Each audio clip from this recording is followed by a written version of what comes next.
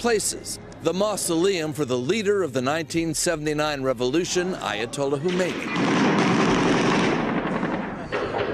And an assault on the Iranian parliament, where at least one of the attackers got as far as the 4th floor before blowing themselves up.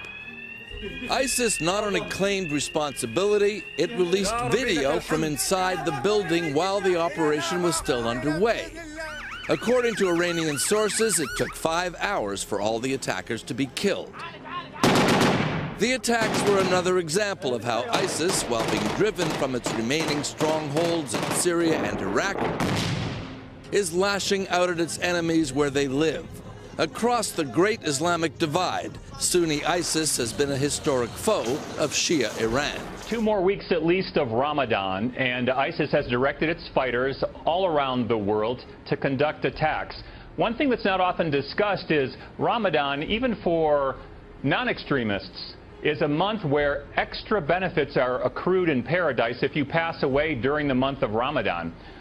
There is also the belief that you have greater military success against your enemies. So for ISIS to tell their suicide bombers that you're going to be successful and your rewards will be doubled in paradise, it's the easiest way for them to get more attackers to go out in the world. But certainly we can expect more, mostly in the Middle East, more attacks just a few hours ago in Baghdad, and certainly in Europe. But the U.S. also a possibility.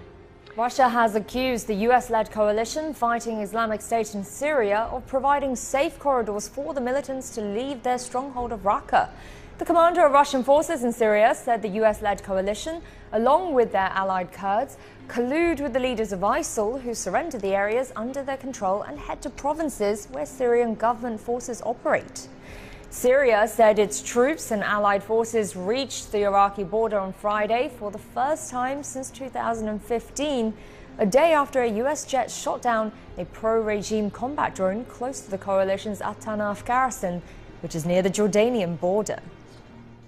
According to security sources, about 20 militants attacked the village of Masali, sparking heavy clashes with paramilitary Sunni tribal fighters. Among the dead were 3 women and a child. The attackers apparently infiltrated the village from the ISIL-held eastern bank of Shirkat across the Tigris River, which bisects the province. The attack comes as Iraqi security forces, backed by an anti-ISIL international coalition, are carrying out a major offensive to drive out militants from their major stronghold in the western side of the city of Mosul. The families are starving. We're forced to eat cat meat, and each cat costs $35 US. There's no water, and if we try to reach the well, a sniper will target us. Is this Islam?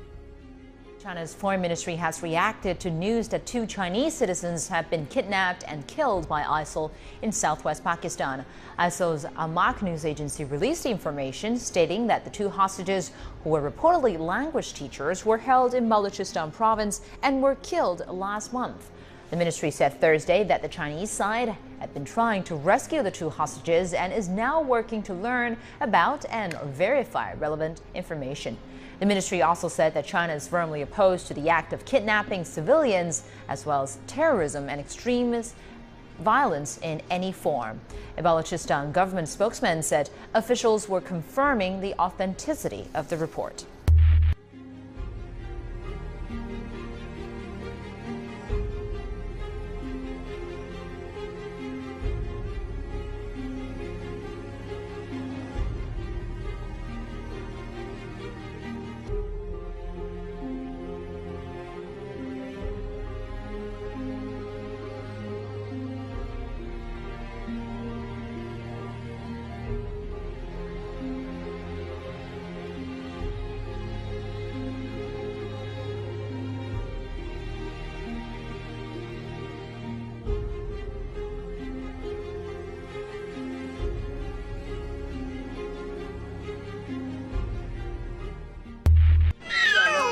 The newly appointed executive director of the World Food Programme has been witnessing the scale and gravity of a crisis described by the UN as the worst since the end of World War II.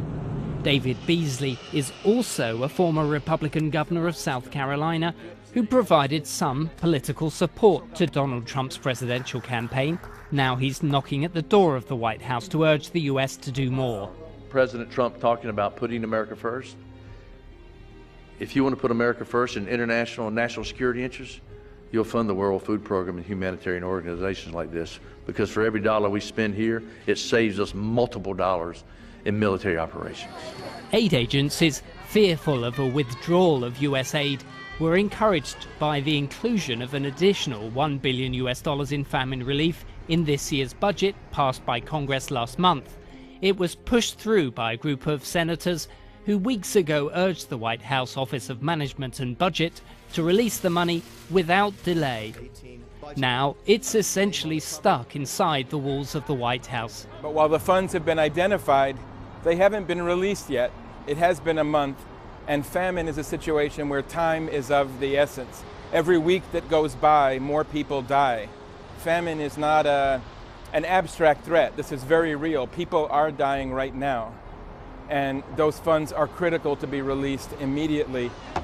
The United Nations says 20 million people are facing starvation, the majority children. Famine has been declared in South Sudan and is expected to be declared soon in Somalia, Nigeria and Yemen.